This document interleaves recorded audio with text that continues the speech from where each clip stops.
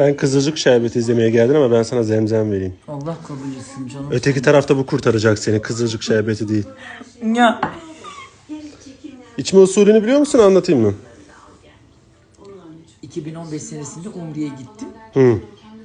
Milletin zemzemi hep havaalanında kaldı, tamam mı? Valizlere sığmadı, herkes bıraktı. Ben herkesin bıraktığı valizleri zemzemleri kendi valizime doldurdum, buraya getirdim. Boşa gitmesin diye. Hak değil mi? Helallik istemen lazım. Canım konuştum. Abi dedi ben bunları al dedi, kaldı zaten.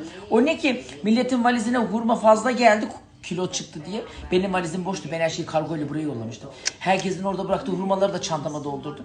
Hep onları da attım kolye komşuya. Onlar ucuzunu almıştım. Pahalılarını kendim yedim. Sana öyle bir filtre koydum, gözlerin kıpkırmızı. Allah kahretmesin, zemzem içiyorum, zemzem. Ayakta içilir, 3 yudumda içilir. Ayakta mı? Evet, sen unutmuşsun, tekrar git.